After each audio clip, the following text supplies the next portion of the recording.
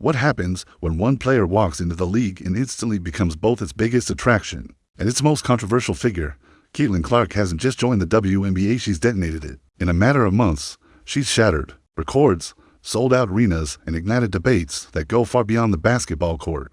Loved by millions, targeted by critics, and caught in rivalries that have split the fan base in Clark's rookie year isn't just a sports story, it's a cultural earthquake, and it's only getting messier from here. Before she ever set foot on a WNBA court, Catlin Clark was already a household name.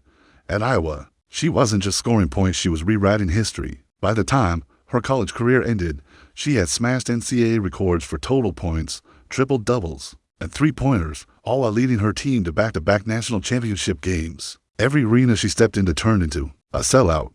Her deep-range threes, no-look passes, and ability to completely take over a game earned her the nickname the Steph Curry of women's basketball. But it wasn't just the numbers that made her a phenomenon, it was the effect. The Catlin Clark effect became a real talking point among sports analysts. As TV ratings for women's basketball skyrocketed, ticket prices doubled, and fans who had never watched the sport before suddenly couldn't get enough. She was more than a player, she was a movement. And yet, with every headline and highlight reel, the pressure mounted. Everyone wanted to know, could she carry that same dominance into the pros? The Indiana Fever believed she could, making her the #1 overall pick in the draft.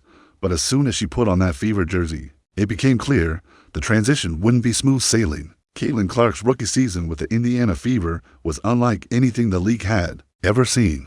On paper, she was just another first-year guard trying to adjust to the speed and physicality of the WNBA. In reality, she was the main storyline every single night. Her debut games drew massive TV audiences, sometimes even outdrawing NBA broadcasts. Ticket sales spiked in every city she visited, with away games feeling more like Catlin Clark showcases than typical matchups. But the hype came with a target on her back. Defenders were more physical, veterans weren't shy about roughing her up, and every missed shot or turnover became instant social media fodder. Analysts dissected her game like it was a national political debate. Even some fellow players seemed reluctant to buy into the hype, with an anonymous WNBA player poll ranking her only 9th among guards despite the fact she was already posting double-digit scoring nights and leading her team in assists. Still, Clark showed flashes of brilliance, step-back threes from the logo, pinpoint passes in transition, and a knack for pulling her team back into games that looked lost.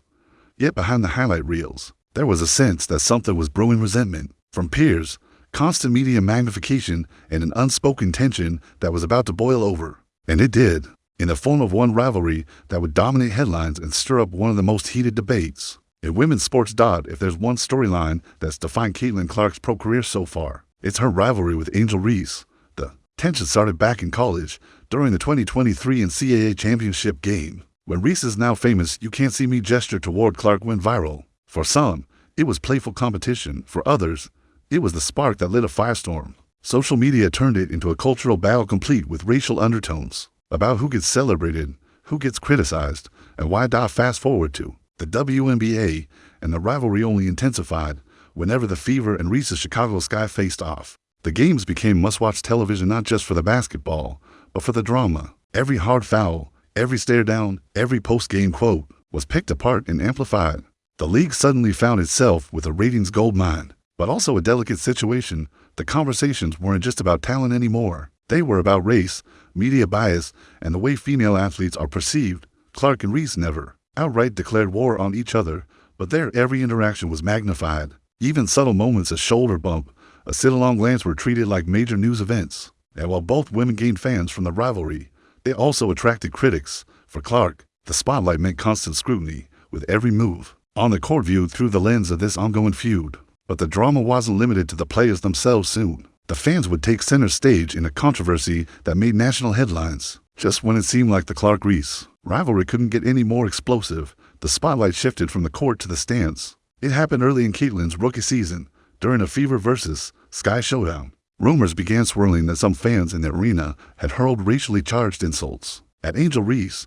The alleged comments spread across social media like wildfire, dragging both fan bases into an all-out war of words. The WNBA quickly launched an investigation, and reporters swarmed the story, hungry for quotes. When the league later announced they couldn't substantiate the claims, the damage had already been done. The narrative was out there, and it wasn't going away. Catlin Clark was suddenly thrust into the middle of it all, even though she hadn't heard the comments herself. In a carefully measured statement, She condemned any form of hate, saying it had no place in the WNBA. To some, it was the right move, a show of class in a tense situation. To others, it wasn't enough, sparking heated online debates about whether she should have gone further, named names, or taken a stronger stand. Meanwhile, the incident gave fuel to the critics who already believed Clark was benefiting from a media double standard, that she was being protected, while other players bore the brunt of the backlash. Every podcast, sports panel, and Twitter thread turned into a battlefield over what her words really meant. The rivalry had officially spilled beyond the game, and now the conversation was about more than basketball. It was about identity, perception, and the fault lines running through the league. And just when the controversy seemed to reach its boiling point, another firestorm hit Catlin from an entirely different direction. If Catlin Clark thought the Fang controversy would be the last off-court distraction, she was in for a rude awakening. What came next wasn't just bad press, it was a string of moments that showed how quickly a superstar's image can be tested in the modern sports world. It started with a press conference exchange that went viral for all the wrong reasons. Veteran sports columnist Greg Doyle asked Clark a question, then followed it up with what many felt was an inappropriate, condescending gesture. The moment blew up online, with fans and journalists blasting him for being unprofessional toward a rookie who had already been under intense scrutiny. Within days, Doyle was suspended, but the clip had already racked up millions of views, making Clark part of yet another trending controversy she didn't ask for. Then came the all-star drama, when veteran guard Kelsey Plum criticized the league's pay structure and seemed to call out certain players for not joining a protest. Clark's name inevitably got pulled into the mix. Rumors swirled that she'd been snubbed for political reasons. Clark responded with a short but cutting 6-word social media post that sent her fanbase into overdrive and her critics into another frenzy. Teammates rushed to her defense, calling her the face of the WNBA and slamming anyone who thought otherwise. And just when the season needed a breather, another viral clip emerged, this time of Clark and teammate Sophie Cunningham sharing a quiet, conspiratorial laugh on the bench during a blowout loss. In any other era, it might have gone unnoticed. In the social media age, it was labeled everything from harmless banter to proof of locker room divisions. Every frame was dissected like a crime scene photo, as if people were hunting for a deeper scandal. By now, Catlin Clark's rookie year wasn't just about her play, it was about surviving a non-stop news cycle. And the next chapter would test her resilience even further, as injuries, business moves, and whispers about her future began to collide. For all the drama swirling around her, Catlin Clark's biggest challenge might have been the one every athlete dreads: injury. Midway through her rookie season, she suffered a groin injury that sidelined her for weeks. At first, the concern was about how quickly she could recover and get back on the court. But then, things took an unexpected turn. Just days after being ruled out, Clark was spotted publicly kicking a soccer ball around during a promotional appearance. To some fans, it was harmless fun. To others, it was a red flag, a sign she was risking further injury or, worse, not taking her rehab seriously enough. The backlash wasn't limited to fans. Sports radio callers, analysts, and even a few former players openly questioned her judgment. Was she putting her personal brand ahead of the team? Was this the first crack in the armor of the league? As most hyped rookie, the scrutiny was relentless, and every small decision seemed to spark an opinion war. Meanwhile, off the court, Catlin was building an empire. Endorsement deals with Nike, Gatorade, and State Farm were just the beginning. She launched her own signature cereal, appeared in national commercials, and became one of the most marketable athletes in all of sports, male or female. Her off-court earnings dwarfed her WNBA salary, fueling whispers that she could one day bypass the league entirely in favor of other ventures. These business moves gave her unprecedented financial power, but they also added to the perception that Clark was becoming bigger than the game itself. To her supporters, she was a trailblazer, proof that women's sports could produce megastars with crossover appeal. To her critics, she was an overmarketed distraction from the WNBA's on-court battles. And as the season wore on, one question started echoing louder than all the others. Was Catlin Clark destined to become the greatest player of her generation, or the most polarizing? Catlin Clark's rookie year wasn't just a season, it was a seismic event for the WNBA. In less than 12 months, she became the league's most marketable star, its most debated figure, and the centerpiece of storylines that stretched far beyond basketball. She filled arenas, boosted TV ratings, and introduced women's hoops to an entirely new audience. At the same time, she was at the center of controversies, both real and exaggerated, that tested her every move on and off the court. Her legacy, even this early, is a study in contrasts.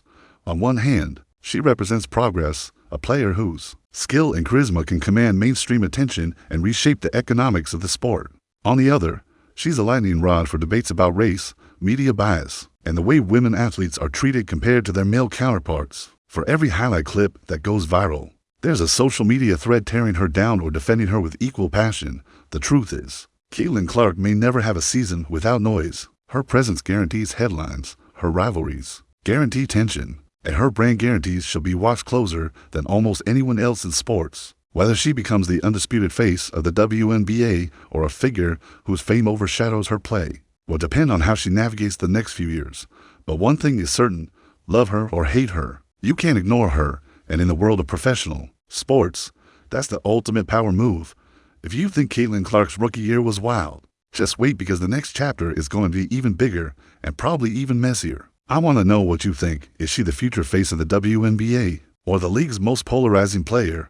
Drop your thoughts in the comments, don't hold back. And if you want to stay ahead of every twist, rivalry, and headline, hit that subscribe button right now. Smash the like button so more fans see this. And turn on notifications so you never miss a single update. Trust me, you're not going to want to miss what's coming next.